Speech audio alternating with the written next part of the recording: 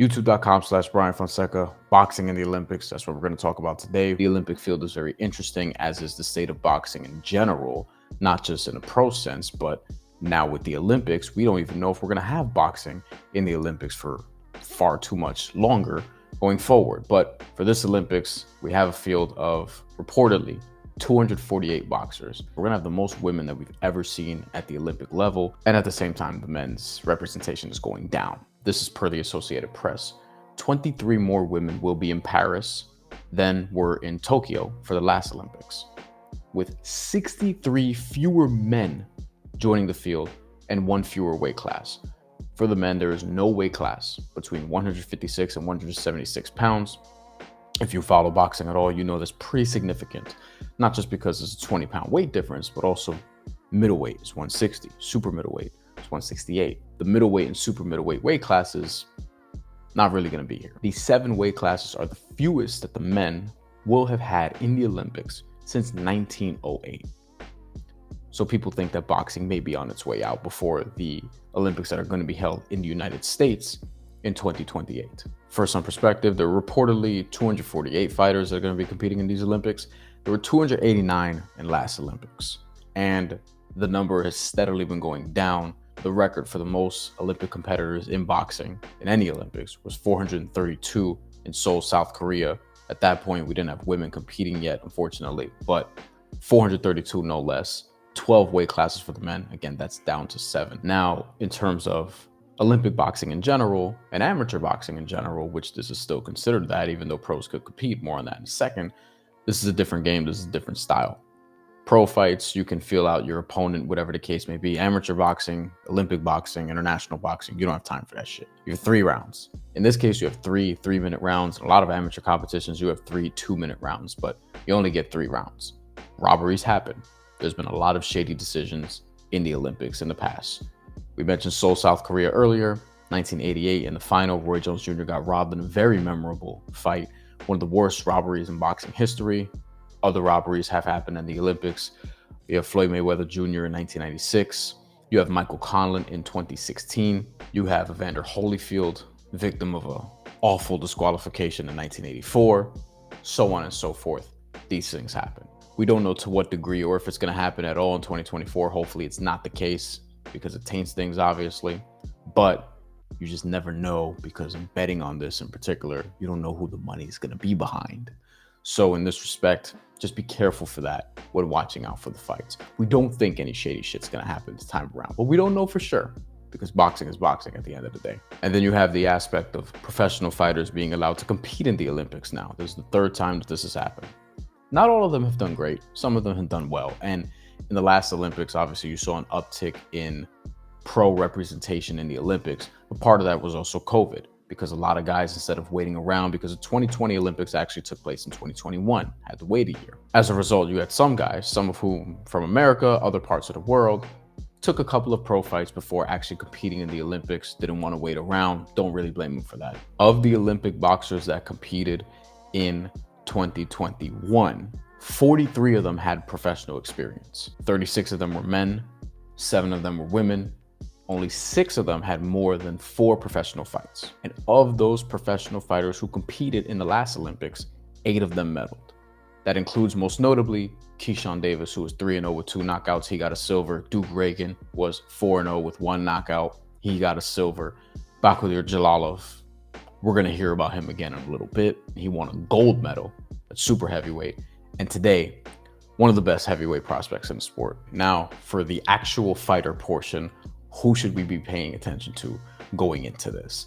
We'll update this as the competition progresses and we see a little bit more of everybody and how the actual tournaments are unfolding. Because at the time this is being recorded, we don't know the brackets yet.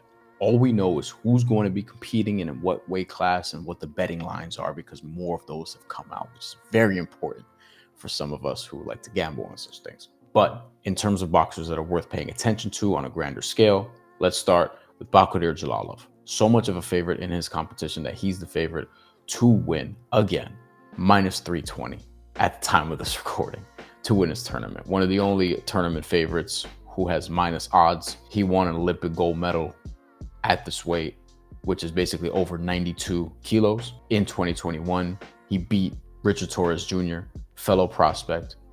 Jalalov at this point right now is already ranked the 10th best heavyweight in the world, according to the WBC, 15th according to the WBO, 14-0 as a pro with 14 career knockouts. Tamara Tibalt, women's middleweight from Canada, who is the favorite in her weight class, and if she decides to turn pro, could be really good. She's a 6-foot southpaw. She has all the southpaw combinations that you want. Left uppercut, right hook, 1-1-2 that's quick and rangy, straight left to the body, right hook to the head. She won gold at the 2022 World Championships, at the 2022 Commonwealth Games, and at the 2023 Pan American Games in this weight class. She's still just in her mid-20s, and because women's boxing is now really developing at a rate where people are investing in it more, respecting it more, and women are starting to get the recognition they deserve, though it's not quite there yet. Someone like a Tamara Tibalt turning pro in her mid-20s makes a lot of sense. It still could be a major star. We have Busanaz Sermaneli, women's welterweight from Turkey, reigning defending gold medalist from the 2020 Olympics that took place in 2021. She won gold at the 2019 and 2020 World Championships. And she did it in style at the Olympics last time because there was a little bit of showboaty. She has great footwork, graceful around the ring. She's someone else. If she turns pro, Sermaneli could be really, really effective, especially in that weight class where, like, some of these weight classes in the women's division, they don't have a lot of top end competition that you worry about somebody with this level of amateur experience potentially coming through and shaking shit up. Let's talk about somebody briefly who's not a favorite in their weight class, but this is more about pro pedigree. Jamal Harvey is somebody who has a chance in his weight class to win a gold medal. He's not a favorite, plus 400 or so to win at featherweight, but he's really young. He's in his early 20s, 21, 22 years old. But you can see the pro skills, the counterpunching ability, the power is there, just the quickness, the reflexes and things of that nature. Featherweight weight class is an exciting one in the amateur division. He has some excitement to him. Won an amateur world championship in 2021, the first for American men in 14 years. Won a gold at the 2023 Pan American Games. Not sure if Jamal Harvey is going to win a gold medal, but I think he could be a really good pro. I think he's one of the guys from this class you could be talking about as one of the better pros coming from the 2024 Olympics.